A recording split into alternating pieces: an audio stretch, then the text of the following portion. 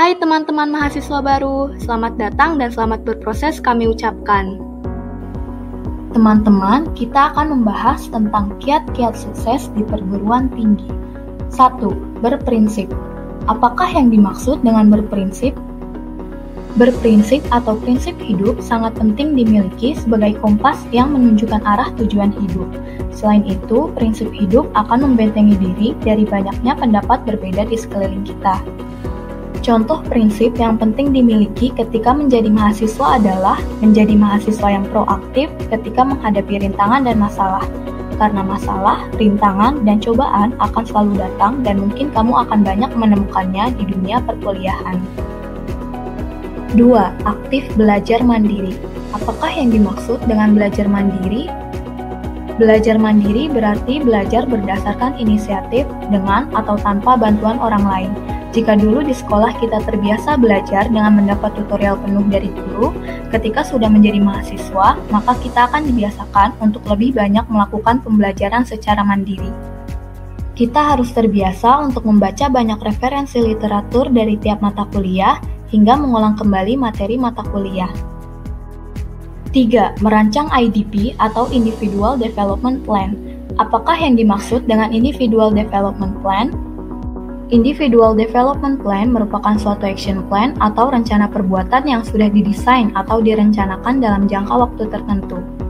Apakah tujuan dari adanya Individual Development Plan? Tujuannya adalah untuk mengembangkan pengetahuan dan kemampuan seseorang yang ingin dicapai.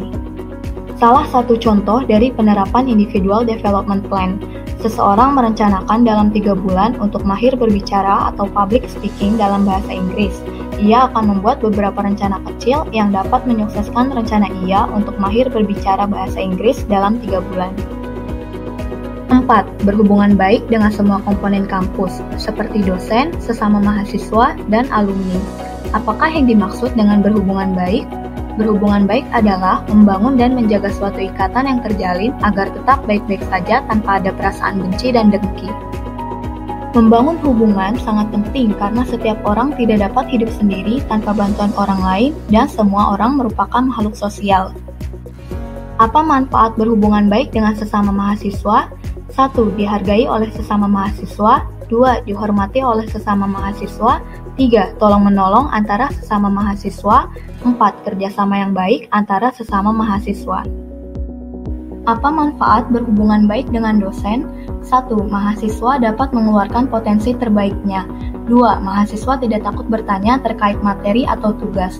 3. Relasi yang terjalin antara mahasiswa dan dosen akan memudahkan urusan perkuliahan ke depannya. 4. Mahasiswa menjadi andalan dan kepercayaan dosen.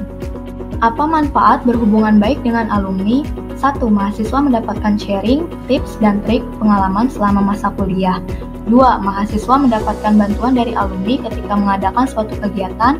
3. Mahasiswa mendapatkan relasi untuk kedepannya, seperti ketika mencari kerja.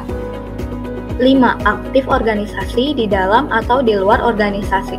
Apa saja manfaat aktif mengikuti organisasi di dalam atau di luar organisasi? 1. Meningkatkan rasa percaya diri. Semua kegiatan akan merangsangmu untuk berani tampil dan bahkan berbicara di depan umum. Hal tersebut sangat baik untuk meningkatkan rasa percaya dirimu. 2. Belajar bekerja sama dalam tim. Kamu akan terbiasa menghadapi setiap orang yang berbeda-beda. Kamu akan sadar bahwa setiap orang memiliki kelebihan dan kekurangannya masing-masing, saling menutupi kekurangan dan bekerja keras demi tercapainya tujuan bersama.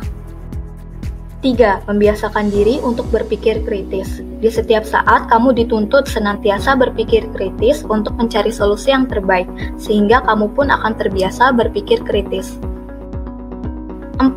Melatih diri agar memiliki manajemen waktu yang baik. Kamu akan belajar membagi waktu untuk belajar, keluarga, organisasi, bermain, dan diri sendiri. Dengan begitu, ketika kamu memasuki dunia kerja nanti, kamu sudah terbiasa dengan jadwal kegiatan yang padat dan memiliki manajemen waktu yang baik.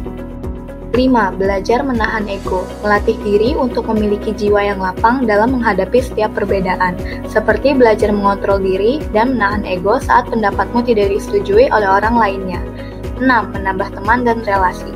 Menambah teman atau relasi akan sangat berguna untuk menjalani kehidupan ke depannya. 6. Aktif mengikuti pelatihan atau mentorship. Mengapa perlu aktif mengikuti pelatihan atau mentorship?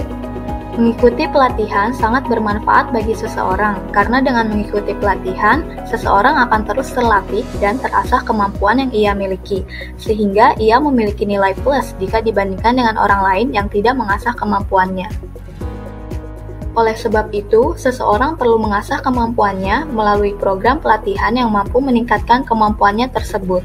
Seperti mengikuti pelatihan kepemimpinan, jiwa pemimpin datang dari proses pembentukan dan pelatihan.